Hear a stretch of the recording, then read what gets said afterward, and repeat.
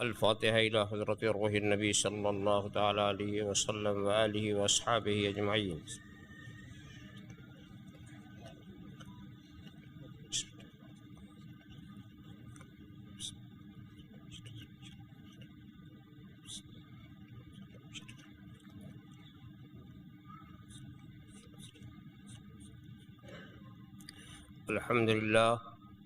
الحمد لله الذي قال في شان حبيبه الكريم عليه التحية والتسليم: إن الله وملائكته يصلون على النبي يا أيها الذين آمنوا صلوا عليه وسلموا تسليما.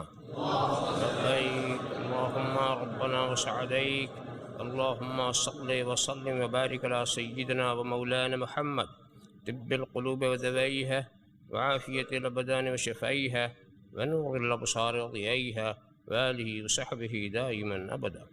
سبحان ربك رب العزة عما يصفون، سلام على المرسلين، والحمد لله.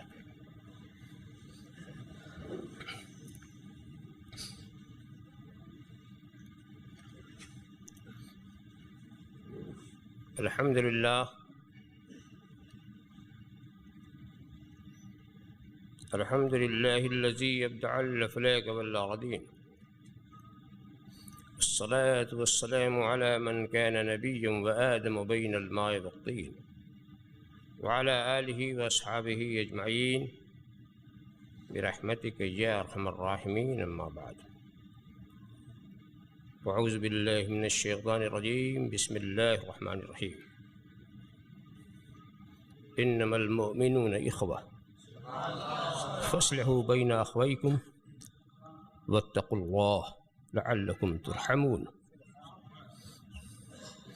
صدق الله مولانا العظيم وصدق رسوله النبي الكريم، ونحن على ذلك لمن الشاهدين والشاكرين، والحمد لله رب العالمين. بارك الله لنا ولكم بالقرآن العظيم، ونفعنا إياكم بالآيات والذكر الحكيم، إنه تعالى جواد كريم ملك بر رؤوف رحيم.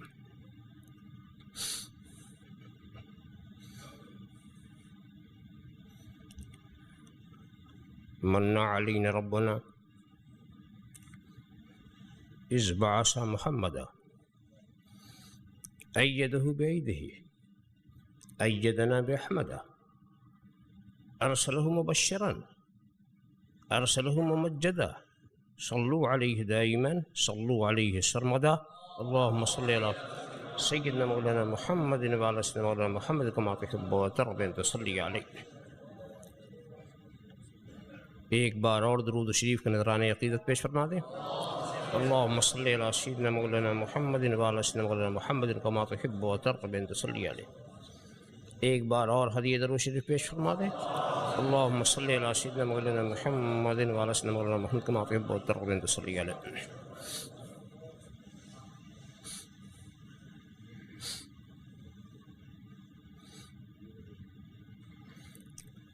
اس جشن مبارک کی مناسبت سے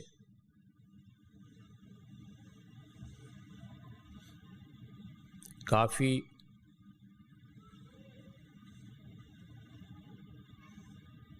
بہت کچھ آپ سن چکے.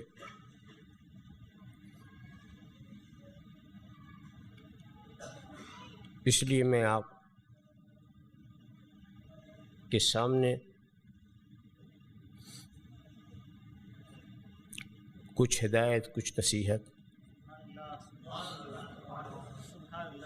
اور کچھ عقیدے کی باتیں بیان کر کے اپنی تقریر کو ختم کروں گا.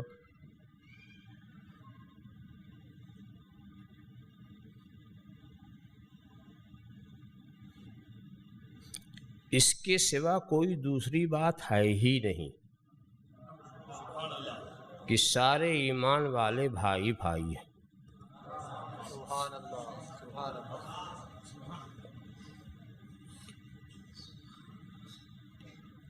تو اپنے بھائیوں کے بیچ میں صلح کرا دو اور اللہ سے ڈرو.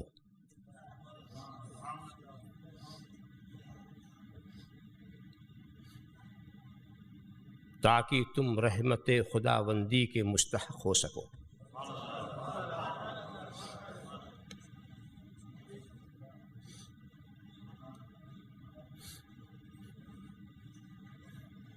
یہاں اس آیت کریمہ سے پہلے یہ بات کہی گئی تھی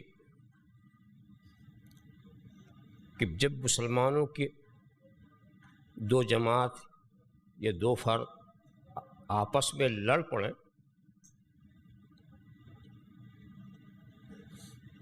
تو ان میں صلح کرا دو، یہ نہیں کہ لڑنے دو، اس لیے کہ کتنا بھی تم لڑو اور کتنا بھی خون و خرابہ ہو اور صفین و جمل کی منزلوں سے بھی گزرنا پڑے، پھر بھی تم بھائی بھائی۔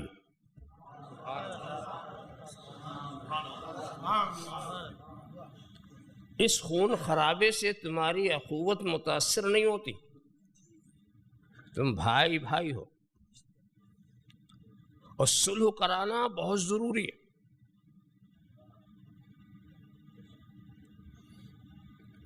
اس سلسلے سے کچھ بات کو آگے بڑھانے سے پہلے مومنین سے مراد کیا؟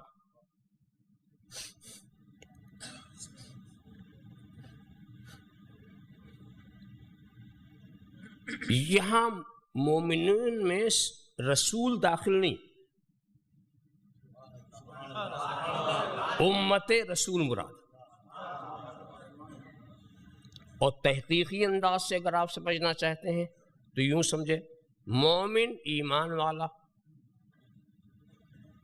مومن کسے کہیں گے اور ایمان کسے کہیں گے؟ هو التصدیق بما جاء به النبی صلی اللہ علیہ وسلم۔ ایمان ہے نبی اور نبی کی جملہ ہدایات کو دل سے ماننا، تو ایمان ہے دل سے ماننا اور مومن ہے دل سے ماننے والے۔ تو اب مومن کی کیا تشریح ہوئی کہ ہم المصدقون بما جاء به النبی صلی اللہ علیہ وسلم، جو نبی کی جملہ ہدایت کی تصدیق کرنے والے وہ مومن۔ تو مومن میں نبی، اسی طرح جتنے خطابات ہیں قرآن کریم میں، یا ایھا الذین آمنوا، یا ایھا الذین آمنوا، تو اس خطاب میں نبی داخل نہیں ہے۔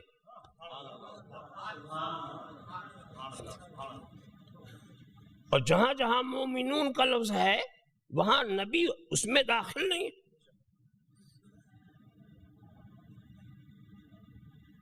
بلکہ امت رسول۔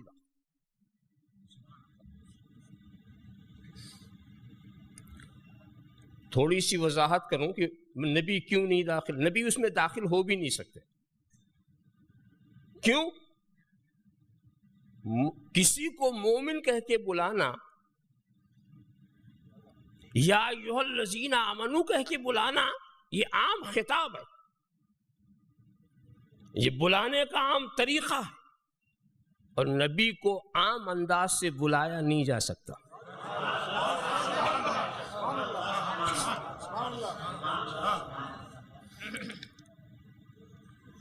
وہ صفت جو نبی کے غلاموں کی ہے، اس صفت کے ذریعہ نبی کی معرفت نہیں کرائی جائے گی۔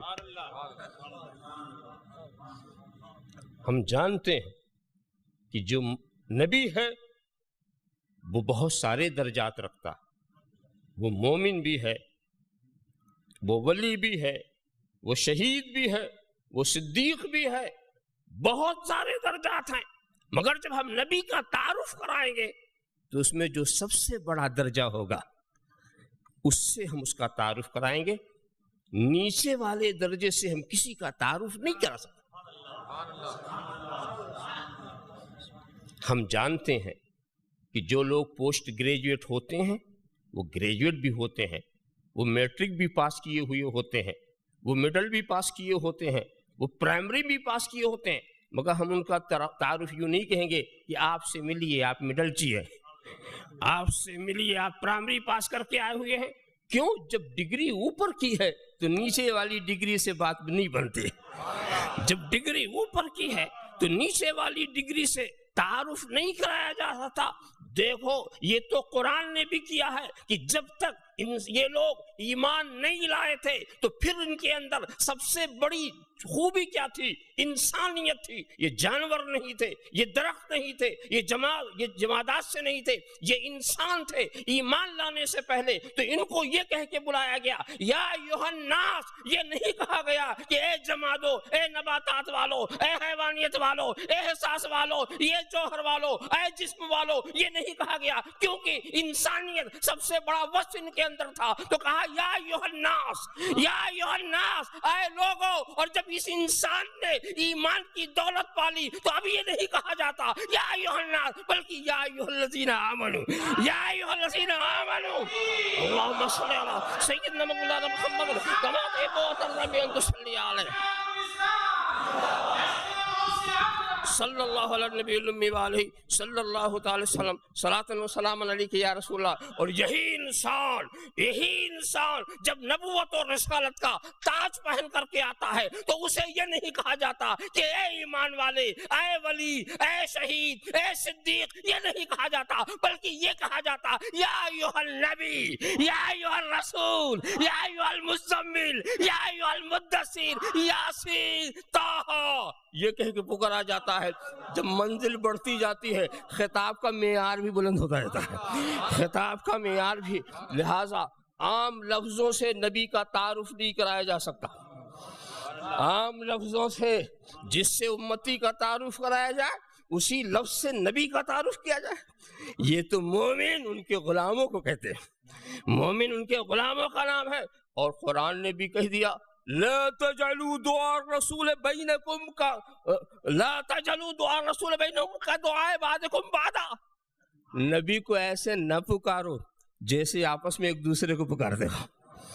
تو ہمارے لیے بھی حکم مل گیا کہ ہم نبی کو مومن کہہ کر کے نہیں تعارف کرائیں گے، بلکہ مومن سے مراد وہ ہے جو نبی کے ماننے والے.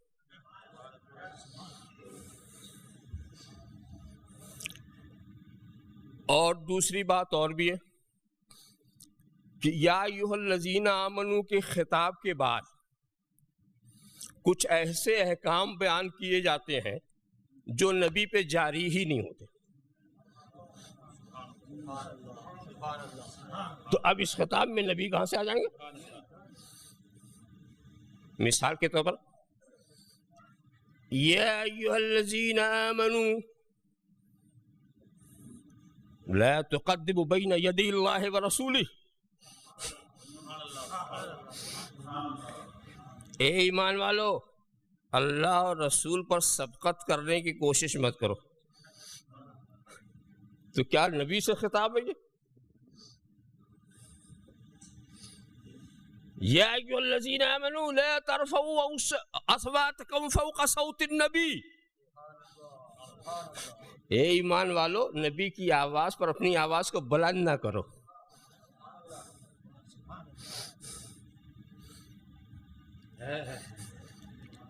یا ایھا الذین آمنوا لا تدخلوا بیوت النبی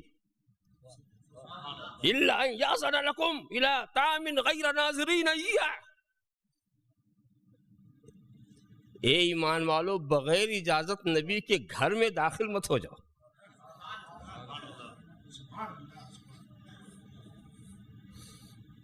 یا ایھا الذین آمنوا اذا ناجیتم الرسول فقدموا بین یدی نجواتکم صدقۃ. اے ایمان والو، جب نبی کی بارگاہ میں کچھ عرض پیش کرنا چاہو تو عرض پیش کرنے سے پہلے صدقہ دو.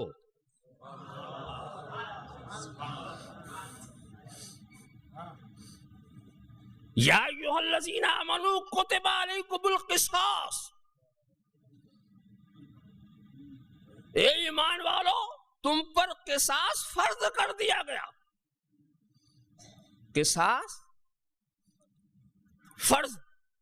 کسی نے کسی کو ظلماً قتل کر دیا یا کچھ کیا تو قصاص ہوگا. قصاص فرض کیا. قصاص کیا ہوتا ہے؟ ظلم. ظلم کیا ہے؟ گناہ. اور نبی ہوتا ہے معصوم.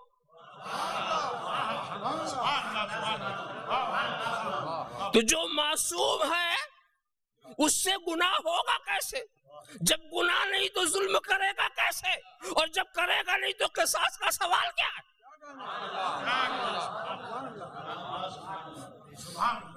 آپ دیکھتے جائیں کہ جن احکام کا ذکر ہو رہا ہے وہ نبی پہ جاری ہی نہیں ہوتے. یا ایھا الذین آمنو، یا ایھا الذین آمنو. اور دوسری بات یہ ہے، رہ گیا نماز روزہ.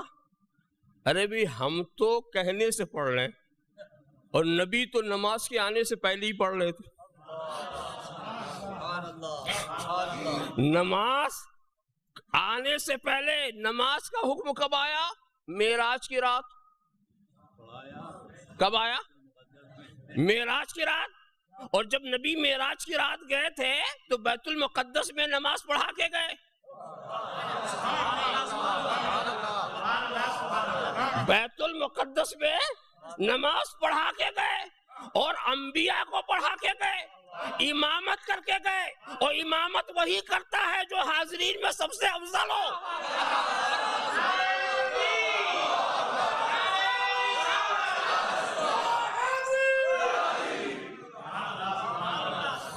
ذرا سا سوچو، احکام پر ایسی پابندی. نبی تو پہلے ہی سے شرعی احکام پر پابند تھے، پیدا ہوتے ہی پابند، پیدا ہوتے ہی پابند. جاؤ حضرت حلیمہ سے پوچھو کہ نبی نے آپ کے مبارک پستان سے، داہنے پستان سے دودھ نوش فرمایا، بائیں پہ کبھی منہ نہیں لگایا، بائیں پر کوئی بھی نبی منہ نہیں لگایا. سوال یہ ہے، عام بچہ ہوتا تو خیال نہ کرتا، مگر یہ نبی ہے، عدل کریں گے، انصاف کریں گے. اپنے رضائی بھائی کے لیے چھوڑ دیا، اپنے رضائی بھائی کے لیے چھوڑ دیا. دیکھا آپ نے تو وہ احکام کے نازک نازک معاملے پہ شروع ہی سے پابند. حکم الہی کی ضرورت نبی کو منوانے کی نہیں تھی. اور ابھی آپ سن رہے، وہ تو نبی تھے نا، وہ تو نبی تھے.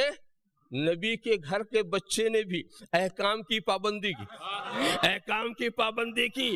غوث پاک کے کان میں بچپنے میں کس نے کہا تھا اتم الصیام الی اللیل، اتم الصیام الی اللیل؟ یہ کس نے کہا تھا؟ ذرا سا دیکھو، یہ بات صحیح ہے دوستو، یہ بات صحیح ہے کہ شریعت کے مسائل جو ہیں وہ عاقل اور بالغ کے لیے، یہ بات صحیح ہے. مگر یہ نہ سمجھو، اس کا منشا یہ نہیں ہے کہ عاقل بالغ جو نہیں وہ شریعت پر عمل ہی نہیں کر سکتا. دیکھو، یہ بالغ ہونے کی شرط جو ہے فرض ہونے کے لیے، پڑھنے کے لیے نہیں، فرض ہونے کے لیے. کہ نماز فرض کب ہوگی؟ جب بالغ ہو. یہ خدا کا فضل ہے، خدا کا فضل ہے، خدا کا فضل ہے. اس لیے کہ جب تک بالغ تم نہیں ہوتے نماز کے احکام سیکھو گے کیسے؟ اور بچپنے ہی سے فرض کر دیا جائے تو کرو گے کیسے؟ تو وہ ایسی تکلیف نہیں دیتا جس کو برداشت تم نہ کر سکو. برداشت نہ کر سکو تو فرض ہونے کے لیے بالغ اور عاقل. اور عقل کا تو معاملہ کچھ نہیں کہا جا سکتا کہ عقل کب سے مل جائے، عقل کب سے مل جائے. عقل کا کوئی قصہ نہیں ہے. ہم تو غوث پاک کو پیدا ہی ہوئے عقل دیکھ رہے، وہ تو عقل والے بھی نہیں، معرفت والے بھی، عقل والے ہی نہیں، معرفت والے بھی. تو کہنے کا منشا یہ ہے دوستو، جب پہلے ہی سے سرکار سب کچھ عمل کر رہے تھے تو ان کو حکم دینے کی کیا ضرورت؟ پہلے ہی سے نماز پڑھتے تھے، پہلے ہی سے. تو اب حکم ان کے لیے نہیں ہے، ان کی امتیوں کے لیے. اور پھر سرکار پر بھی یہ چیز فرض کی گئی، یہ بھی سرکار پر بھی فرض کی گئی. اس کے لیے الگ سے سرکار کو مخاطب کیا گیا. مگر یا ایھا الذین آمنو جب کہا گیا تو صرف یہ امتیوں کے لیے.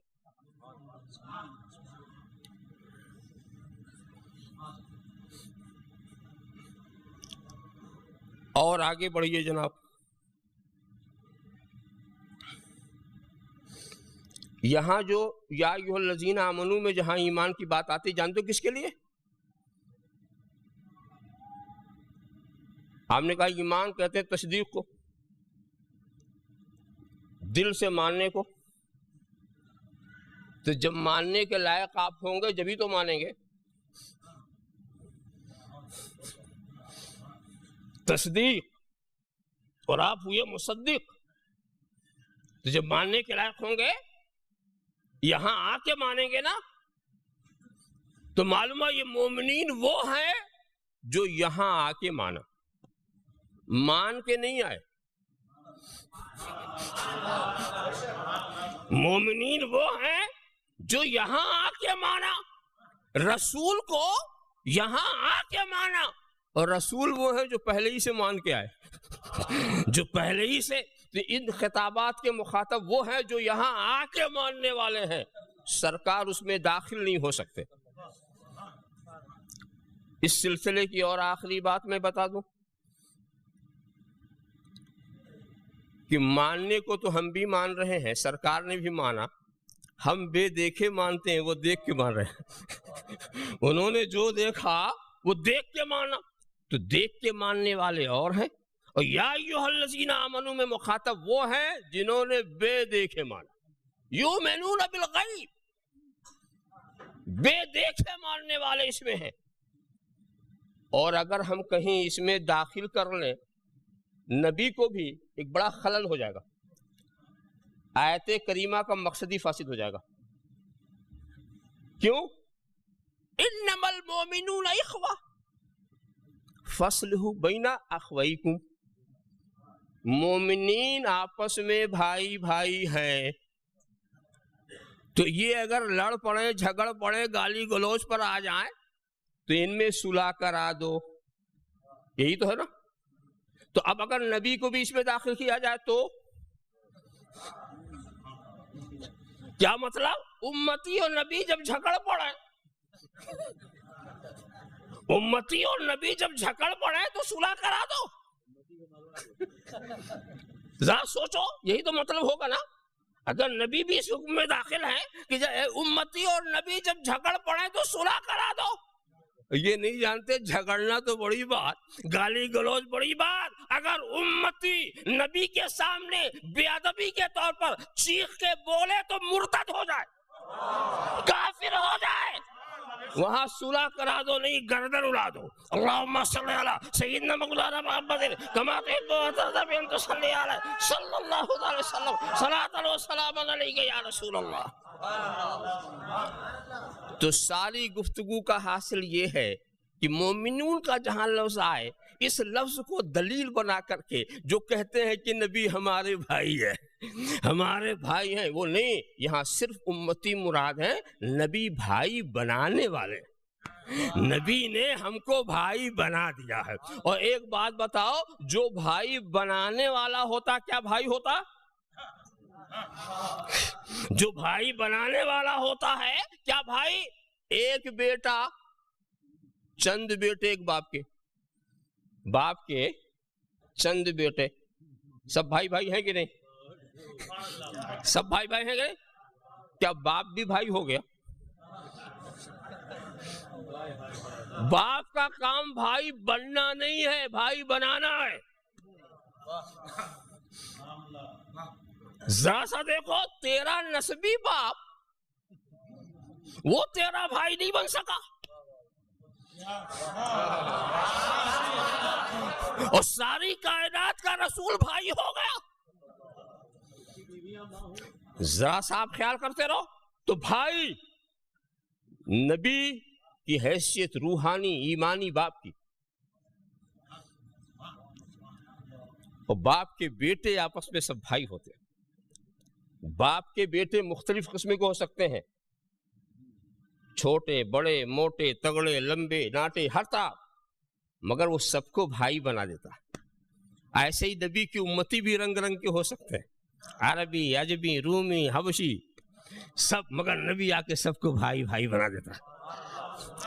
نبی کا کام واقعی اگر تم دیکھو تو بڑی مناسبت ملے گی، باپ بیٹے کے رشتے سے آپ شاید کچھ باتیں اور سمجھ سکیں۔ یاد رکھو، باپ ہوتا ہے، بیٹا بیٹی، ہر باپ اپنے بیٹے کی حیات ظاہری کا سبب ہے کہ نہیں؟ حیات ظاہری کا سبب ہے، پہلے باپ ہوتا ہے پھر بیٹا ہوتا، کہیں ایسا تو نہیں پہلے بیٹا پھر باپ؟ اس دنیا کی ابتدا باپ سے ہوئی، پہلے باپ آیا پھر بیٹے ہوئے، تو حیات ظاہری کا سبب باپ ہے اور حیات دائمی کا سبب نبی ہے۔ اور ایک چیز اور بھی آپ سمجھ لیں کہ آپ کتنا ہی ترقی کر لیں اور کتنی ہی سندیں کیوں نہ حاصل کر لیں، اپنے باپ کے برابر نہیں ہو سکتے۔ ایسا نہیں کہ آپ امریکہ چلے جائیں، جرمن چلے جائیں، 3-4 PhD کی ڈگری لے کر آئے اور اس کے بعد ڈاکٹر ہو جائیں، پروفیسر ہو جائیں، انجینئر ہو جائیں، اور پھر آ کر باپ سے کہیں ابا جان اب میں آپ جیسا ہو گیا، اب میں آپ جیسا ہو گیا۔ نہیں، معاملہ ایسا ہے تو کچھ بھی ہو جا مگر رہے گا بیٹا ہی کا بیٹا، رہے گا بیٹا ہی کا بیٹا، اپنے باپ کی طرح باپ تو نہیں بن سکتا۔ تو دوستو، امتیوں کا بھی یہی حال ہے، کتنی بھی ترقی کریں، کتنی بھی ترقی کریں، یہ ولی بنیں گے، شہید بنیں گے، صدیق بنیں گے، فاروق بنیں گے، یہ غنی بنیں گے، سب کچھ بن جائیں گے، صحابی بنیں گے، مگر کبھی نبی نہیں ہو سکتے، نبی نہیں ہو سکتے۔ یاد رکھو، غیر نبی کتنی بھی محنت کرے نبی نہیں ہو سکتا۔ ذرا سوچے، بیٹا کتنی بھی ترقی کرے اپنا باپ نہیں بن سکتا، اپنا باپ نہیں بن سکتا۔ تو اس فرق کو بھی آپ ذہن کے اندر رکھتے جائیں۔ اور ایک بات اور بھی بڑی پیاری اس مقام کی ہے جو یاد رکھنے کے لائق ہے کہ ہمارا باپ ہی جو ہے وہ مرکز تعلقات، ہم سارے رشتے باپ کے وسیلے سے لگاتے ہیں۔ مرکز تعلقات کا مطلب کیا ہے؟ سارے تعلقات باپ کی وجہ سے۔ مثال کے طور پر، یہ میرے باپ کا بھائی ہے تو میرا چچا ہے، یہ میرے باپ کا بیٹا ہے تو میرا بھائی ہے، یہ میرے باپ کا باپ ہے تو میرا دادا ہے، یہ میرے باپ کی ماں ہے تو میری دادی ہے، یہ میرے باپ کی بہن ہے تو میری پھوپھی ہے، یہ میرے باپ کی بیٹی ہے تو میری بہن ہے۔ کہنے کا مطلب یہ ہے کہ پہلے میرا بننا ہو تو میرے باپ کے بنو، میرا بننا ہے تو میرے باپ کے بنو۔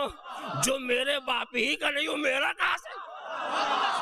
جو میرے باپ کا نہیں وہ میرا کیسے؟ تو دوستو، نبی مرکز تعلقات ہوتا ہے، جو ہمارے نبی کا نہیں وہ ہمارا کیسے؟ وہ ہمارے نبی کا نہیں وہ ہمارا کیسے؟ اور یہ بات ہم آج نہیں کہہ رہے ہیں۔ 313 نفوس قدسیہ والے غزوہ بدر کے موقع پر جو مقابل میں کھڑے ہوئے تھے وہ مشرکین عجم کے مقابل میں نہیں تھے، وہ عیسائیوں نصرانیوں کے مقابل میں نہیں تھے، وہ جناب والا قریشی کے مقابلے میں تھا، مطلبی کے مقابلے میں تھا، باپ بیٹے کے مقابلے میں تھا، بھائی بھائی کے مقابلے میں تھا، چچا بھتیجے کے مقابلے میں تھا۔ 313 نفوس قدسیہ والوں نے اپنے ہاتھ میں تلوار لے کر دکھا دیا، اے اللہ کے رسول، آپ کا رشتہ مضبوط کرنے کے لیے ہم ہر رشتہ کاٹنے کو تیار ہیں، ہم ہر رشتہ کاٹنے کو تیار ہیں۔ اور اے اللہ کے رسول صلی اللہ علیہ وسلم، صلاۃ و سلام علیک یا رسول اللہ،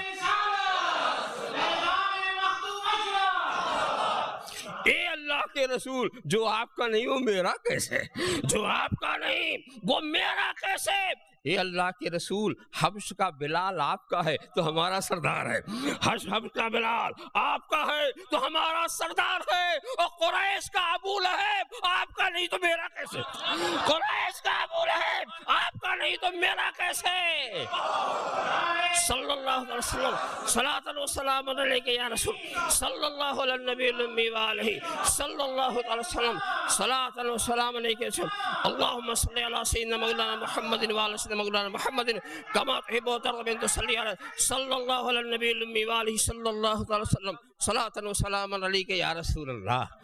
میرا بننا ہے تو میرے باپ کے بنو، میرا بننا ہے۔ یہی جذبہ جب تک مسلمانوں کے دلوں میں تھا وہ ترقی کر رہے تھے۔ جو رشتے کا خیال کرنے والا، یہ رشتے کا خیال ایمان نہیں کراتا، کفر کراتا ہے، رشتے کا خیال ایمان نہیں کراتا، گمراہی کراتی ہے، گمراہی کراتی ہے۔ اور یہ واقعہ اسی وقت ہو گیا تھا، حضرت صدیق اکبر کے صاحبزادے اس وقت غزوہ بدر میں کافروں کے ساتھ، غزوہ بدر میں کافروں کے ساتھ تھے۔ پھر ایمان سے مشرف ہوئے. ایک مرتبہ اپنے باپ کے پاس بیٹھے بیٹھے ان کے ذہن میں کیا آیا, کہا غزوہ, مسکرا پڑے, پوچھا کیوں ہنستے ہو؟ ایک بات یاد آ گئی, غزوہ بدر میں میرے نشانے پر آپ تھے, اگر میں چاہتا تو آپ کو ختم کر دیتا, مگر سوچا کہ آپ میرے باپ ہیں, آپ میرے باپ ہیں, اس لیے میں نے حملہ نہیں کیا. صدیق اکبر کا چہرہ تمتما اٹھا اور تمتما اٹھا, کہا اگر تو میرے سامنے ہوتا تو میں نہ سوچتا تو میرا بیٹا ہے, اگر تو میرے سامنے ہوتا تو میری عزت پر ہوتا تو میں نہیں سوچتا کہ تو میرا بیٹا ہے. معلوم ہوا کہ اس رشتے کا خیال کفر دلاتا ہے, ایمان نہیں دلاتا. اللہم صلی علی سیدنا مولانا محمد کما تحب و ترضى بأن تصلي علیہ صلی اللہ تعالی وسلم صلاۃ و سلام علیک یا رسول اللہ صلی اللہ علی النبی الامی وآلہ صلی اللہ تعالی وسلم صلاۃ و سلام علیک یا رسول اللہ. کسی دلیل سے نبی کو اپنا بھائی نہیں کہا جا سکتا, مختصر کسی طریقے سے نبی. مگر عجیب بات ہے, عجیب بات, حماقت تو دیکھو,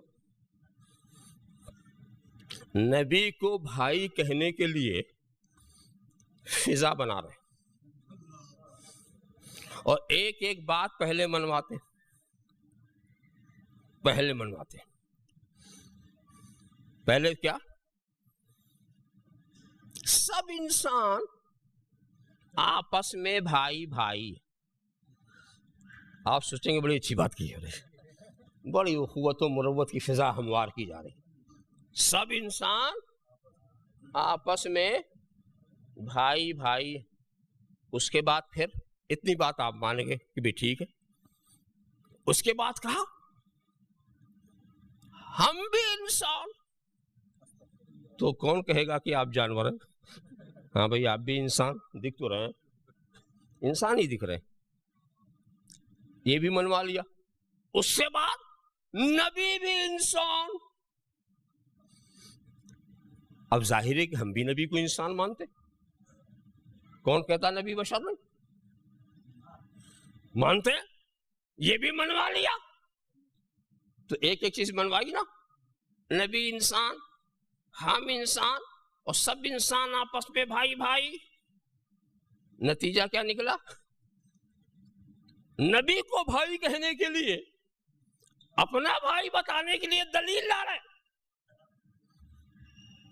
یخادعون اللہ والذین آمنوا وما یخدعون الا انفسهم. یہ ایمان والوں کو دھوکہ دینا چاہ رہے, یہ خدا کو دھوکہ دینا چاہ رہے, مگر یہ اپنے کو دھوکہ دے رہے. ان سے پوچھو یہ جو دلیل آپ کی ہے, آپ کی دلیل ہے نا, قانون آپ کا بنایا ہوا, ضابطہ آپ کا ہے, اور جب آپ کا ضابطہ ہے دنیا مانے یا نہ مانے آپ کو تو ماننا پڑے گا. ہم اس کو مانے یا نہ مانے مگر آپ کو تو ماننا پڑے گا. اب آئیے ذرا سا اپنے ضابطے کو رکھیے اور مجھے یہ بتائیے مولوی صاحب آپ انسان ہیں کہ نہیں؟ ہاں آپ انسان ہیں, اور آپ کے جتنے مولوی سب انسان. اور فرعون اور نمرود, یہ ابو لہب ابو جہل, یہ شداد و حامان, یہ انسان ہے کہ نہیں؟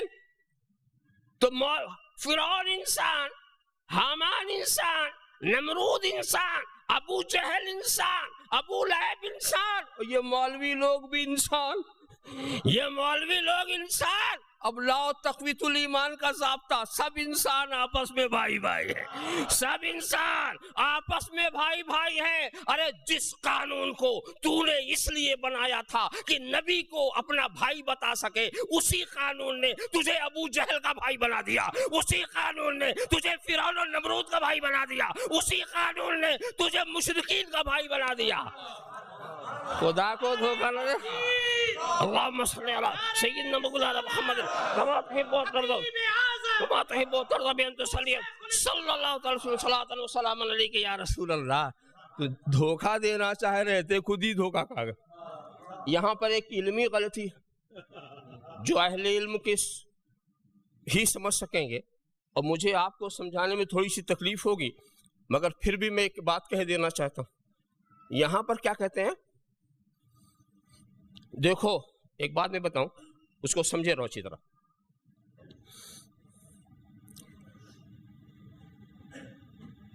کہ انسان ہونے کے ناطے سارے انسان ایک ہے. اس کو اہل علم کہتے ہیں یہ کلی متواتی، سارے افراد پر اس کا صدق برابر. مگر یہ سب جھنجٹ میں ہم کہاں آپ کو لے جائیں گے، یا آپ کلی اور جزوی کے چکر میں پڑ جائیں. سمجھا؟ تو ادھر نہیں. میں یہ کہہ رہا ہوں انسان کا لفظ ہم بولتے ہیں تو اس کا صدق اپنے ہر فرد پر برابر ہوتا. یہ نہیں کہ کوئی چھوٹا انسان کوئی بڑا انسان. یہ بچہ بھی انسان، جوان بھی انسان، بوڑھا بھی انسان، کالا بھی انسان، گورا بھی انسان. اس میں کوئی چھوٹا بڑا نہیں ہوتا کہ یہ چھوٹا انسان وہ بڑا انسان. جب کہتے ہیں نا سب پر صدق کو برابر تو سب برابر. یہ چھوٹا بڑا انسانیت کی بنیاد پر ہم ایک دوسرے سے نہیں کہتے، اس لیے کہ انسانیت کی بنیاد پر سب برابر. چھوٹا بڑا ہم رشتے کی بنیاد پر کرتے ہیں. یہ بڑا بھائی، یہ چھوٹا بھائی. یہ نہیں کہیں گے یہ بڑا انسان یہ چھوٹا انسان، یہ نہیں کہیں گے. یہ بڑا بھائی اور چھوٹا بھائی یہ انسانیت کی بنیاد پر ہم نہیں کہہ سکتے، یہ رشتے کی بنیاد پر. اور یہ لوگ کیا کہتے ہیں کہ نفس انسانیت کے لحاظ سے، کیا کہا کہنے والے نے کہ نفس انسانیت کے لحاظ سے سب برابر. مگر نبی ہمارے بڑے تو وہ بڑے بھائی، ہم چھوٹے بھائی.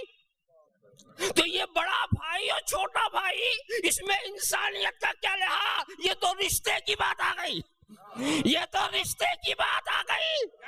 ذرا سا کھولو، یہ رشتے کی بات آ گئی. جہالت دیکھو اتنا بھی نہیں سمجھ سکے. اور میں تو اس مقام پر صاف کہتا ہوں کہ نبی کے لیے بھی انسان اور بشر کا لفظ ضرور بولا گیا ہے، مگر نبی کی بشریت اور ہے، ہماری بشریت اور ہے. لفظ بشر میں ایک صرف لفظی اشتراک ہے، ورنہ حقیقت دونوں کی الگ ہے. ان البشریت فی نبیہ عاریۃ و اضافیۃ لا حقیقیۃ. امام واسطی نے کہہ دیا نبی کے اندر جو بشریت ہے وہ عارضی ہے، اضافی ہے، حقیقی نہیں ہے. ہمارے اندر جو بشریت ہے وہ حقیقی ہے، ہمارے اندر جو بشریت ہے وہ حقیقی ہے، اور نبی کے اندر جو بشریت ہے وہ عارضی ہے. ارے تم نے نہیں سمجھا، ابھی بشریت کا وجود تھا نہیں اور نبی موجود تھے. بشریت کا وجود نہیں تھا، نبی موجود تھے. اور نبی کیا تھے؟ کنت نبی و آدم بین الروح والجسد. میں نبی تھا جو حضرت آدم روح و جسد کی منزلیں طے کر رہے تھے. میں نبی تھا. یہ نبوت صفت ہے، صفت پائی ہی نہیں جا سکتی جب تک کوئی موصوف نہ ہو. صفت کا وجود ہی نہیں ہو سکتا. تو نور مصطفیٰ موصوف ہے، نبوت اس کی صفت ہے، اور یہ موصوف اپنی صفت کے ساتھ. تو پہلے وہ نبی، حضرت آدم سے پہلے نبی، اور نبوت سے پہلے ان اللہ اتخذنی عبدا قبل ان یتخذنی نبیا. نبوت سے پہلے خدا نے بندہ بنایا. تو پہلے بندہ پھر نبی، حضرت آدم کی اولاد میں آئے تو بشر، اور 40 سال کے بعد رسول. تو حضرت عیسیٰ کے بعد ہے نبی کی رسالت. حضرت آدم سے پہلے ہے نبی کی نبوت، اور اسی نبوت اور رسالت کے بیچ میں یہ سب انہی کی خلافت و نیابت کر رہے ہیں، انہی کی خلافت و نیابت کر رہے ہیں. اب آپ خیال کرتے چلے جائیں تو پہلی صفت ابدیت، دوسری صفت نبوت، تیسری صفت بشریت، چوتھی صفت رسالت. نبی سے رسالت لے لو تو تین چیز باقی ہے، ابدیت، نبوت، بشریت. بشریت لے لو تو 2 چیز باقی ہے، ابدیت، نبوت. نبوت لے لو تو ایک چیز باقی ہے، ابدیت. اور آپ کا کیا حال ہے؟ آپ پہلے بشر ہیں پھر کچھ، آپ پہلے بشر ہیں پھر پروفیسر، پہلے بشر ہیں پھر عالم. آپ سے اگر بشریت لے لی جائے تو کیا بات ہے؟ کچھ نہیں. تو بشریت تمہاری حقیقت ہے، نبی کا لباس تمہاری حقیقت ہے، نبی کا لباس ہے. جب چاہیں پہن لے، جب چاہیں اتار دے، جب چاہیں پہن لے، جب چاہیں اتار دے. نبی اپنے وجود میں بشریت کے محتاج نہیں تھے، ہم ہدایت لینے کے لیے اس لباس بشریت کے محتاج، اس لباس بشریت کے محتاج. یہ نبی ہماری ہدایت کے لیے آئے تو بشری لباس میں آئے. آپ سمجھتے چلے جائیں تو کسی معنی میں آپ دیکھتے چلے جائیں، سوچتے چلے جائیں، تو ہم یہی کہنا چاہتے ہیں نفس بشریت میں بھی رسول بے نظیر. اور اس کو معقولی انداز سے میں سمجھاؤں، یہ ہے نبی کی بشریت، یہ ہے تمہاری بشریت. لے لیا. اب میں یہ پوچھتا ہوں دونوں بالکل ایک جیسے ہیں یا کچھ فرق؟ اب آپ کو بتانا.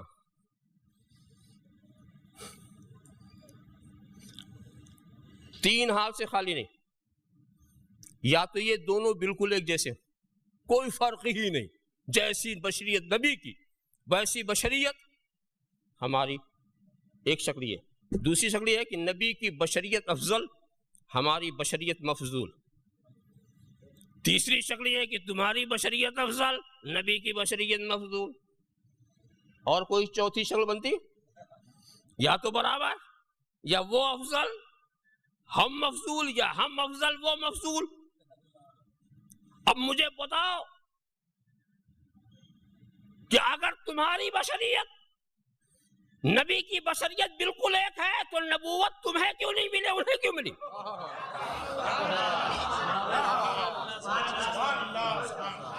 نبوت کے لیے خدا نے تمہیں کیوں نہیں چنا؟ تم کو ابلیس کے کھاتے میں کیوں ڈال دیا؟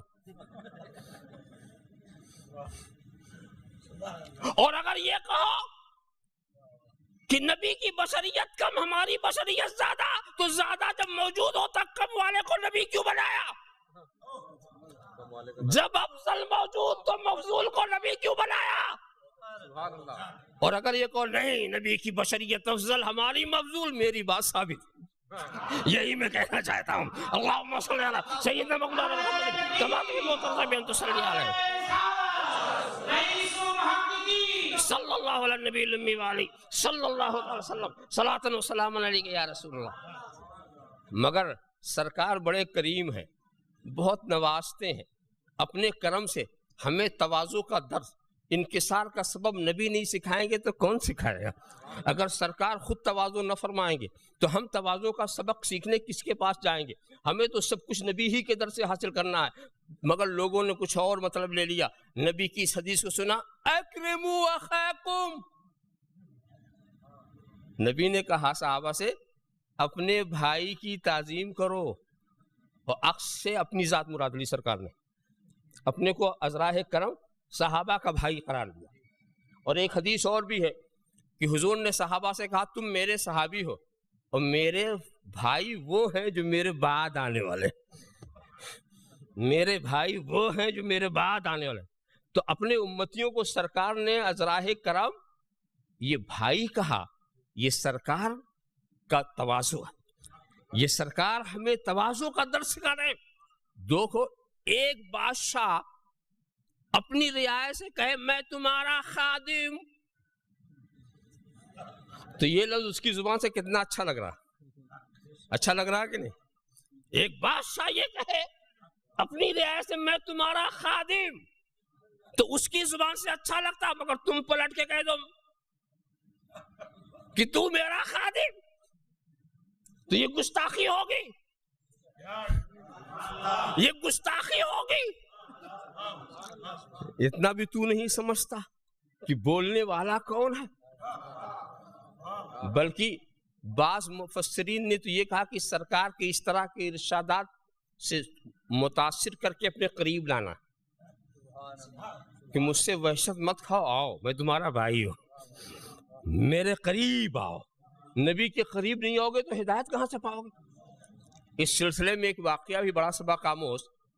حضرت علی مرتضیٰ کے پاس ایک بوڑھی عورت آ گئی، کہا میرا چھوٹا سا پوتا اوپر صحن پہ چلتے چلتے کنارے تک پہنچ گیا، اندیشہ ہے کہیں گر نہ جائے. اس کو ہم مائل کرنا چاہتے نہیں آ رہا، حضور کچھ تدبیر بتائیے. کہا جس سنو سال کا وہ بچہ ہے ویسے ہی ایک بچے کو لے آؤ، ویسے ہی ایک بچے کو لے کر آؤ اور لا کر کے کنارے اس کو پکڑ کے بیٹھ جاؤ. کچھ کرنا نہیں، بچے کو پکڑ لو تاکہ یہ نہ جانے پائے ادھر. بچہ جیسا وہ بچہ ویسے یہ بھی بچہ، یہ نہ جانے پائے. تو اس بچے نے جب اپنے جیسے بچے کو دیکھا آنے لگا، اور جب قریب آیا تو پکڑ لیا. جب پکڑ لیا تو تمہارا بھی تو حال یہی تھا نا، کنتم بلا شفا حفرۃ من النار.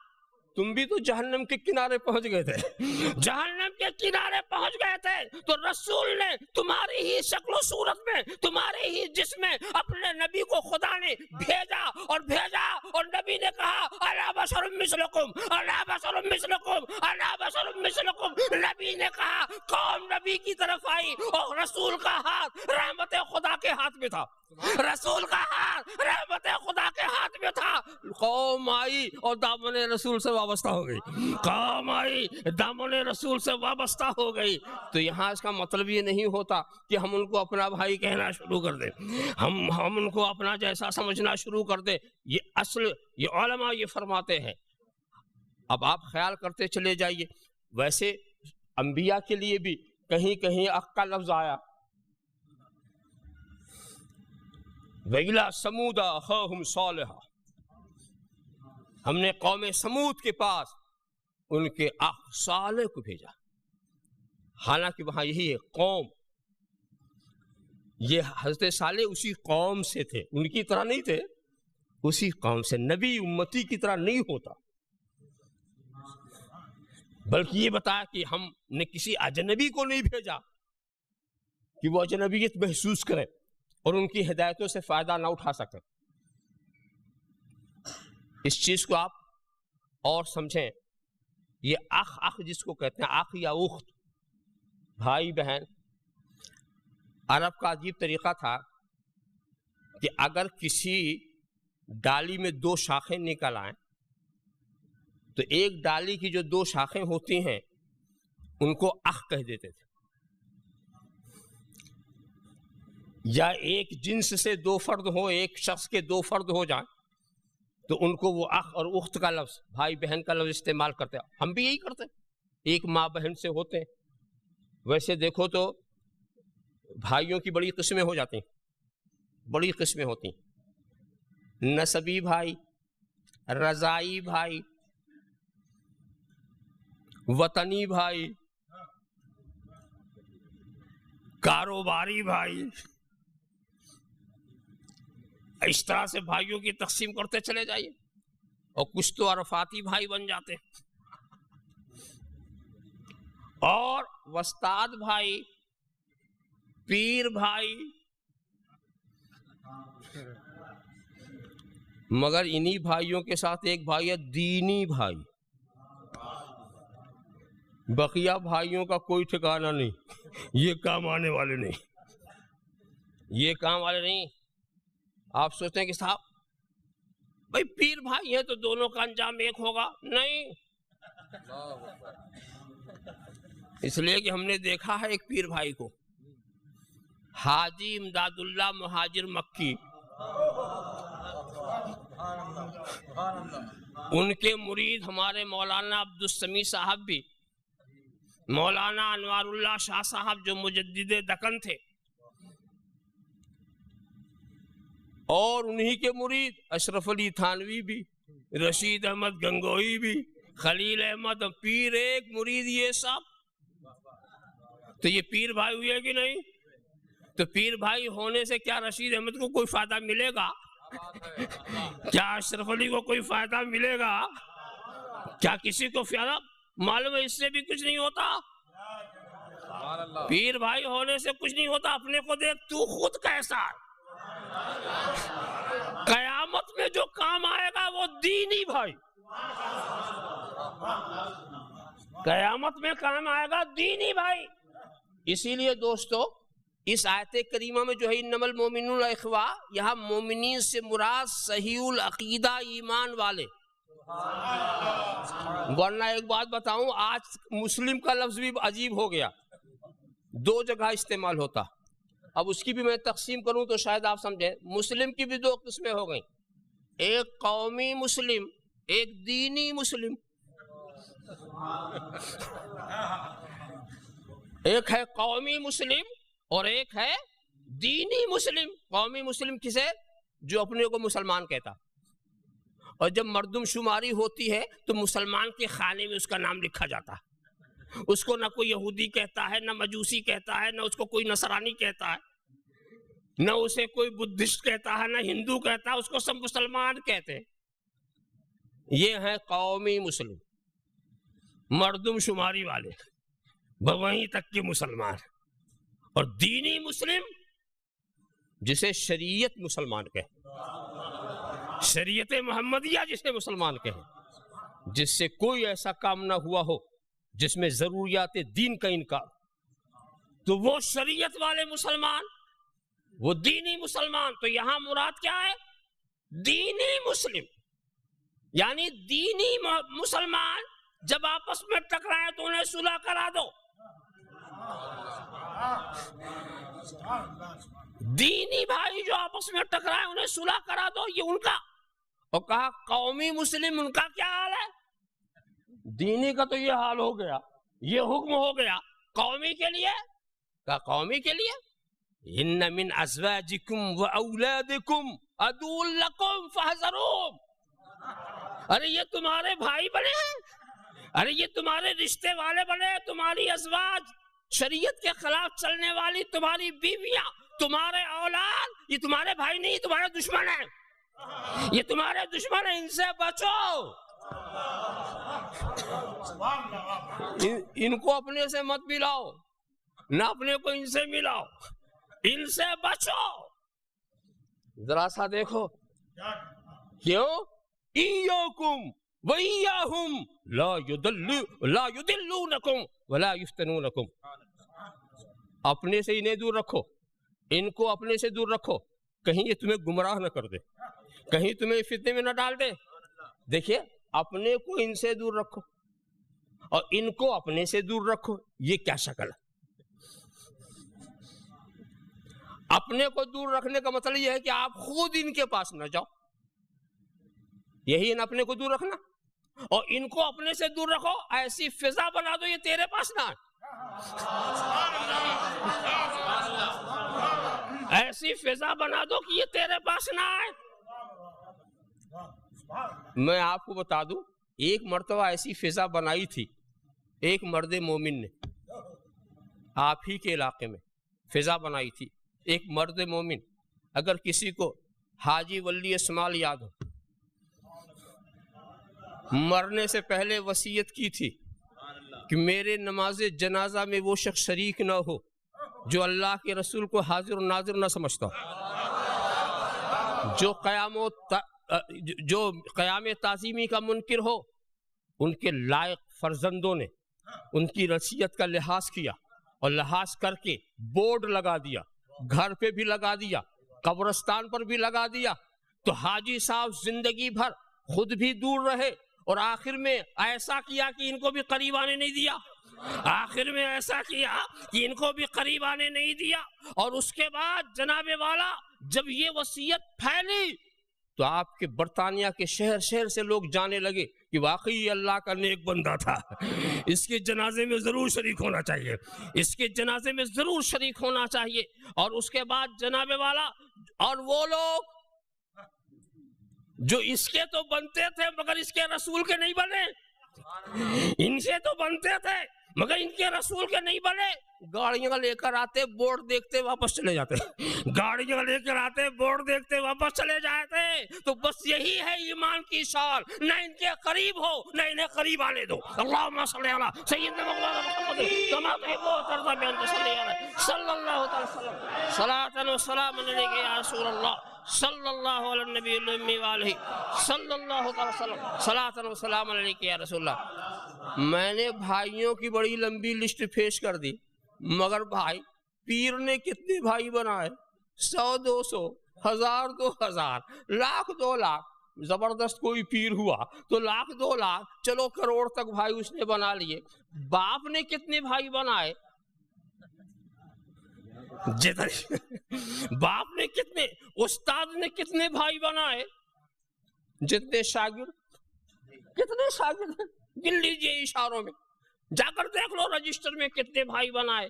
یہ جتنے بھائی بنانے والے ہیں انہوں نے اخوت کا جو دائرہ بنایا وہ محدود تھا، مگر ایک بھائی بنانے والا ایسا آیا جس نے عرب کو عجم کا بھائی بنا دیا، عرب کو عجم کا بھائی بنا دیا، ساری کائنات کو بھائی بنا دیا، ساری کائنات کو بھائی بنا دیا، اور سب کو ایک ہی نام دیا، ہوا سمیکم مسلمین. ارے تم کچھ بھی تھے، اب صرف مسلمان. تم پہلے کچھ بھی تھے، پہلے کیا تھے یہ مت دیکھو، اب کیا ہو. نام ایک ہی ہے. دیکھو دوستو، لکڑیاں مختلف قسم کی ہوتی ہیں کہ نہیں ہوتی ہیں، اور ہر لکڑی کی قیمت، قدر و قیمت الگ الگ ہوتی ہے، مگر سب جل جائے تو راکھ ایک ہے. اب اس پر کوئی لفظ نہیں، نہ اس راکھ کو شیشم کہیں گے، نہ اس کو برگد کہیں گے، نہ اسے آم کہیں گے، وہ اسے صرف راکھ کہیں گے، اسے صرف راکھ کہیں گے. یہ پھول جو ہے مختلف قسم کے پھول ہیں نا، یہ گلاب ہے، یہ جوہی ہے، یہ بیلا ہے، یہ فلاں ہے، یہ فلاں ہے، مگر جب مکھیاں اس کا رس چوس کر کے بناتی ہیں تو صرف ایک ہی نام، یہ شہد ہے، صرف ایک ہی نام ہے، یہ شہد ہے. نہ جانے تم کیا کیا تھے، مگر رسول نے ایک کر دیا. اب نہ کوئی حبشی ہے، نہ کوئی رومی ہے، نہ کوئی عربی ہے، نہ کوئی عجمی ہے، نہ کسی ملک کا خیال، نہ زبان کا خیال، نہ کلچر کا. اب سب کے سب مسلمان، مسلمان، ہر ملک ماست کہ ملک خدا ماست، ہر ملک ماست کہ ملک خدا ماست. یاد رکھو اس بات کو، اشارہ کر کے گزر جاؤں. ساری دنیا اس کے صحیح وارث جو ہیں اللہ کے نیک بندے. دنیا کے وارث جو ہیں یہ اللہ کے نیک بندے ہیں، اور نیک بندوں کے سوا اگر کوئی کسی زمین پر قابض ہے تو وہ غاصب ہے. یہ ساری دنیا ہمارے رسول کی ہے، ہماری ہے، ہم اس کے حقدار ہیں.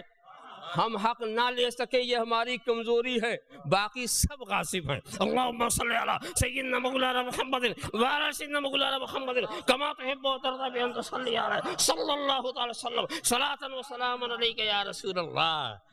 جو جس کا حق ہوتا ہے اسی کا ہوتا، سمجھا؟ یہ اچھی طرح سے سمجھ لو. ایسے ہی جیسے اس دنیا پہ لوگ غصب کیے ہیں، تو ہدایت کی جو دنیا رسول نے بنائی تھی اس کے صحیح حقدار ہدایت والے. صحیح حقدار کون ہے؟ حقدار جو ہدایت والے ہیں. اب گمراہ اگر آ جائے وہاں، یہ سب غاصب ہے.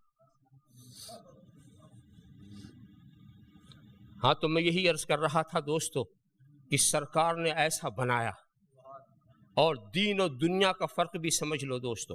دین، جہاں جہاں دین نظر آئے گا وہاں اجتماعیت، اور جہاں دنیا شروع ہوئی وہی تفریق.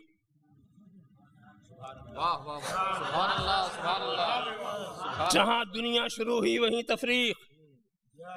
کیا مطلب؟ مسجد میں سب ایک، حج کے موقع پہ عرفات میں سب ایک، مزدلفہ میں سب ایک، حرم میں سب ایک. دیکھا جہاں جہاں دین پہنچا، جو دین وہاں ایک. اور جب دنیا میں تو سب کا رہنے کا ٹھکانہ الگ، رہنے کا انداز الگ. کوئی محلوں میں ہے، کوئی جناب والا فٹ پاتھ پر ہے، کوئی جھوپڑی میں ہے. دنیا تفریق چاہتی، دنیا بانٹ کر رکھ دیا ہے، گھروں میں بانٹ دیا، تہذیب میں بانٹ دیا، اور دین اکٹھا کرنا چاہتا. ایسا اکٹھا کیا کہ میدان عرفات میں پتہ ہی نہیں چلا کہ محمود کون ہے، ایاز کون ہے، پتہ ہی نہیں چلا. تو دین اکٹھا کرتا ہے، دنیا تقسیم کر دیتی ہے. تو جو اکٹھا کرے سمجھ لو وہی دین ہے، جو بانٹ دے سمجھ لو وہی دنیا ہے. اللہم صلی علی سیدنا مولانا محمد کما تحب و ترضی بان تصلی علی صلی اللہ تعالی وسلم صلاۃ و سلام علیک یا رسول اللہ صلی اللہ علی النبی الامی وآلہ صلی اللہ تعالی وسلم صلاۃ و سلام علیک یا رسول اللہ۔ دوستو میں مایوس نہیں ہوں، میں مایوس نہیں ہوں۔ یہ جو اپنے دین والے، میں دین والوں کی بات کرتے ہیں، دین والے جب آپس میں ٹکرائیں تو ان کی کوئی لڑائی دائمی نہیں ہو سکتی۔ یہ سب عارضی ہے، یہ سب عارضی ہے۔ کوئی بھی جنگ، کوئی بھی اختلاف ان کا دائمی نہیں ہو سکتا۔ اس کو خدا دائمی رکھنا پسند ہی نہیں کرتا۔ ارے جب ہر جگہ ہمیں اکٹھا رہنا ہے تو یہاں کیوں لڑیں؟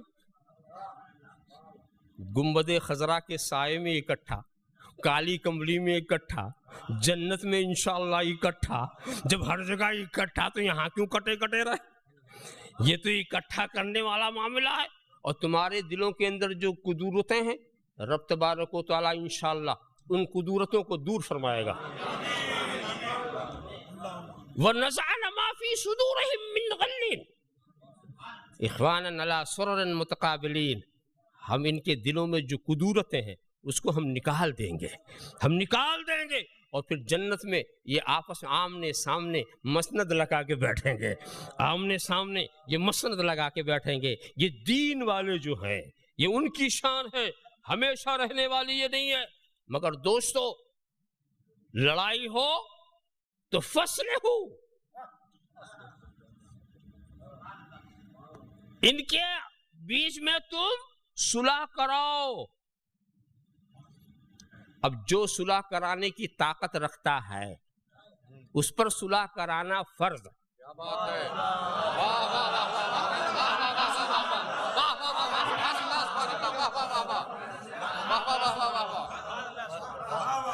فَأَصْلِحُوا بَيْنَ أَخَوَيْكُمْ۔ نماز فرض عین، صلح کرانا بھی فرض عین۔ ہر شخص اپنی طاقت کے حساب سے، یہ نہیں کہ لڑاؤ۔ کیا بات ہے! سبحان اللہ! لڑائی کو طول دو، بڑھاؤ نہیں، صلح کرو۔ مگر اب سوال ہے صلح کی شکل کیا؟ تو پہلے بتاؤ اختلاف کی شکل کیا؟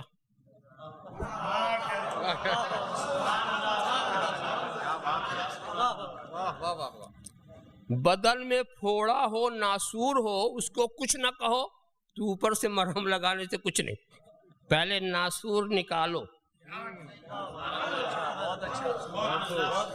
صحت دینے کا مطلب یہ نہیں ہے کہ ناسور فاسد مادے اندر رہیں، وہ آپ پٹی باندھے، زخم پر پٹی باندھ رہے ہو یا آنکھ پہ؟ صلح کراؤ۔ اور جیسا اختلاف ہے، کیا مطلب؟ اختلاف کی نوعیت الگ الگ ہے۔ کسی سے کسی کو دینی اختلاف ہو جائے، جب دینی اختلاف یعنی کوئی دینی غلطی اس سے ہو جائے تو اب صلح کرانے کا طریقہ کیا ہے؟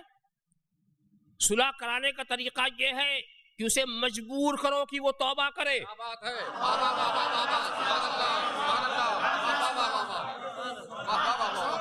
اسے اس کا ساتھ مت دو، اس کو گمراہ مت کرو۔ اللہم صلی علی سیدنا مولانا محمد کما تحب و ترضى تصلی علیہ۔ اس سے کہو اگر تم نے ایک آدمی کے سامنے یہ غلطی کی ہے تو ایک آدمی کے سامنے توبہ کر، اگر تو نے ہزاروں کے سامنے یہ غلطی کی ہے تو ہزاروں کے سامنے توبہ کر، اگر زبانی غلطی کی ہے تو زبانی توبہ کر، اگر لکھ کے غلطی کی ہے تو لکھ کے توبہ کر۔ اللہم صلی علی سیدنا مولانا محمد کما تحب و ترضى تصلی علیہ صلی اللہ علیہ وسلم صلاۃ و سلام علیک یا رسول اللہ صلی اللہ علیہ نبی الامی وآلہ صلی اللہ علیہ وسلم صلاۃ و سلام علیک یا رسول اللہ صلی اللہ علیہ نبی الامی وآلہ صلی اللہ علیہ وسلم صلاۃ و سلام علیک یا رسول اللہ۔ غلطی کرنے والے کا ساتھ دیتے ہو، غلطی کرنے والے کے پیچھے چلتے ہو، اور تمہارا کیا بگڑے گا وہ تم جانو، مگر وہ تو جہنم رسیدی ہو جائے گا۔ وہ اپنی غلطی سے معافی کو، اس کے توبہ کی نصیب۔ تو جس سے غلطی ہو، غلطی کو دیکھو یہ غلطی کیسی ہے۔ اگر خدا نخواستہ وہ کفر بول گیا تو توبہ بھی کرو اور نکاح جدید بھی کرو۔ اور اگر اس کے نیچے والی بات ہے تو توبہ کراؤ، توبہ کراؤ اس سے، فَأَصْلِحُوا بَيْنَ أَخَوَيْكُمْ، صلح کراؤ، اور صلح کرانے کی طاقت ہے، جس پر توبہ واجب ہے اس سے توبہ کراؤ۔ اللہم صلی علی سیدنا مولانا محمد کما تحب و ترضی ان تصلی علیہ صلی اللہ تعالی وسلم صلاۃ و سلام علیک یا رسول اللہ۔ اللہم صلی علی سیدنا مولانا محمد وعلی سیدنا مولانا محمد کما تحب و ترضی ان تصلی علیہ۔ اور اگر کسی سے کوئی چھوٹی غلطی ہو گئی ہو، یہ تو بات بہت بڑی غلطی ہو گئی، کوئی غلطی ہو گئی ہو، کسی نے ظلم کیا، کسی پر ظلم کیا ہو، نقصان پہنچایا ہو، اگر کسی کا جان لیا ہے تو صلح کیسے کرو؟ اس کا قصاص لو، ایسے صلح نہیں ہوگی جان کے بدلے میں جان، یہ نہیں کہ اللہ توبہ اللہ توبہ، اس طرح کرنے سے نہیں، توبہ یہی ہے کہ جان دے دو۔ مجرم کو معاف نہیں کیا جائے گا، پہلے مجرم سے توبہ کرائی جائے گی، پھر اس کے لیے دعا کی جائے گی۔ اللہم صلی علی سیدنا مولانا محمد کما تحب و ترضی ان تصلی علیہ۔ پہلے مجرم سے توبہ کرائی جائے گی۔ تم نے نہیں دیکھا کہ ایک خاتون نے چوری کی، نبی کی بارگاہ میں مسئلہ آ گیا، کچھ لوگ سفارش میں لگ گئے، سفارش میں لگ گئے، اس کا ہاتھ نہ کاٹا جائے، اس کا ہاتھ نہ، مگر نبی نے ایسا نہیں کیا، نبی نے رعایت نہیں کی، ہاتھ کاٹنے کا حکم دیا، جب ہاتھ کٹ گیا تو مغفرت کی دعا کی۔ پہلے توبہ کراؤ پھر دعا کرو۔ سیدنا صدیق اکبر سے منکرین زکوٰۃ سے اختلاف پیدا ہوا تو صدیق اکبر نے پہلے منکرین زکوٰۃ سے توبہ کرایا پھر صلح کیا۔ اب یہ جو بغیر توبہ کرائے لیے پھرتے ہیں،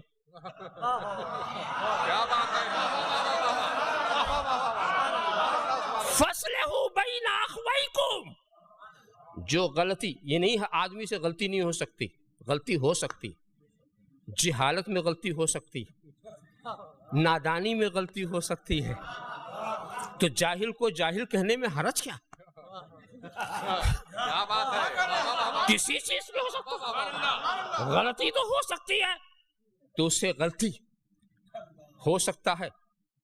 بالفرض اگر یہ مان لو کہ کوئی صاحب کو شوق ہو جائے تقریر کرنے کا، اور تقریر کہیں سے اس نے کتاب میں رٹ لیا، اتفاق سے کوئی لفظ بھول گیا، کوئی لفظ ایسا ہو سکتا ہے، ایسا بھول گیا تو پھر اور آ کر کے بولنے لگا، سرکار نے جہاں موت کا لفظ استعمال کیا اس نے قبرستان ٹھوس دیا، وہ غلطی سے ایسا ہو گیا، بھول گیا وہ کہ کیا سرکار نے کہا تھا، مگر مشکل نہیں، ارے تم چاہے موت کو قبرستان کہو چاہے قبرستان کو موت کہو، تمہاری مرضی، مگر اس کو رسول کا کلمہ کیوں بتاؤ جو رسول نے نہیں کہا، جو رسول کی زبان سے نہیں نکلا، اسے رسول کا کلمہ کیوں بتاؤ؟ ایک غلطی ہو گئی، غلطی ہو گئی تو غلطی کا اعتراف کر لو، صلح ہو گئی۔ غلطی کا اعتراف، فَأَصْلِحُوا بَيْنَ أَخَوَيْكُمْ، صلح کراؤ، غلطی منواؤ۔ اللہم صلی علی سیدنا مولانا محمد کما تحب و ترضی ان تصلی علیہ صلی اللہ تعالی وسلم صلاۃ و سلام علیک یا رسول اللہ۔ تو جس نوعیت کی غلطی ویسے ہی صلح۔ اور اگر معمولی لڑائی جھگڑا ہے، نوک جھونک ہے، گالی گلوج ہے، تو پھر ایسا کرو کہ تم صلح اس طرح کراؤ، جو ظالم ہے اس سے معافی منگواؤ، اور جو مظلوم ہے اس سے کہو معاف کر دے، جو مظلوم ہے اس سے کہو معاف کر دے، جو ظالم ہے اس سے کہو فَأَصْلِحُوا بَيْنَ أَخَوَيْكُمْ، صلح کرا دو بھائیوں میں۔ اور اللہ نے اگر صلح کرانے کی طاقت دی ہے تو تم پر فرض عین ہے، نہیں کرو گے تو پکڑے جاؤ گے۔ اللہم صلی علی سیدنا مولانا محمد کما تحب و ترضی ان تصلی علیہ صلی اللہ تعالی وسلم صلاۃ و سلام علیک یا رسول اللہ۔ دیکھو سرکار نے کہا تھا انصر اخاکم ظالما کان او مظلوما، اپنے بھائی کی مدد کرو چاہے ظالم ہو چاہے مظلوم. یہ جاہلیت کے دور کا نعرہ عجیب تھا. جاہل لوگ تھے یہی کہا کرتے تھے کہ اپنے بھائی کی مدد کرو چاہے ظالم ہو چاہے مظلوم. یہ بہت مشہور بات تھی. تو نبی نے ایک بہترین معنی پہنا دیا اس جملے کو. پہلے اس میں جہالت والا مفہوم تھا. جہالت والا مفہوم تھا تو نبی نے اس مفہوم کو نکال دیا اور نکال کر اس کو ایک ستھرا معنی دے دیا. جب لوگوں نے پوچھا حضور مظلوم کی مدد تو سمجھ میں آتی ہے, ظالم کی مدد کیسے کریں؟ ظالم کی مدد کیسے کریں؟ کہا اس کو ظلم کرنے سے روک دو, اس کے ہاتھ سے تلوار کھینچ دو, اس کی طاقت کو کمزور کر دو. یہ ہے ظالم کی مدد. تو مظلوم کی مدد ایک نیا مفہوم دے دیا نا سرکار نے. یہ نیا مفہوم دے دیا تو اب اس کلمے کو پڑھو مگر جاہلانہ مفہوم کے ساتھ نہیں, نبی کے دیے ہوئے معنی کے ساتھ.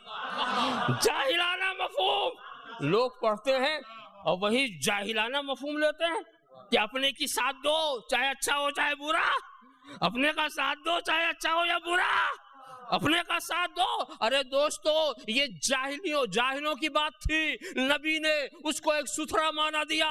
تو جاہلوں نے جو معنی دیا تھا اس معنی میں اس جملے کو استعمال نہ کرو. نبی نے جو معنی دیا ہے اس معنی میں استعمال کرو کہ ظالم کو ظلم سے روک دو, ظالم کو ظلم سے روک دو. مظلوم کی بھی مدد کرو, ظالم کی بھی مدد کرو. اور یاد کرو واتقوا اللہ, اللہ سے ڈرو. اللہ سے سلوک کرانے والوں اللہ سے ڈرو. سلوک کرانے میں نا انصافی مت کرنا اور یہ مت سوچنا کہ لڑ رہے ہیں تو لڑنے دو مجھے کیا ہوتا. یہ بھی نہ سوچنا. اللہ سے ڈرو, تم سے حساب ہوگا. اللہ سے ڈرو. اور یا یوں کہو کہ جن کے بیچ میں آپ صلح کرا رہے ہیں ان سے آج کہتے اے لوگو اللہ سے ڈرو. کوئی اگر معافی مانگتا ہوا آتا ہے تو معاف کر دو. اگر کوئی معافی مانگ رہا تو معاف کر دو. دل کو ذرا چوڑا کر رکھو, کشادہ رکھو, دل کو رکھو کشادہ رکھو. تو ان کو بھی کہا گیا ہے کہ اگر کوئی معافی کرا رہا ہو تو اس کو کرانے دو, روڑے مت ڈالو. اگر کوئی ملا رہا ہے تو ملانے دو, نقصان نہ پہنچاؤ. تو کہو اگر تم ایسا کرو گے تو یقیناً اللہ تم پر رحم فرمائے گا. وآخر دعوانا الحمدللہ رب العالمین.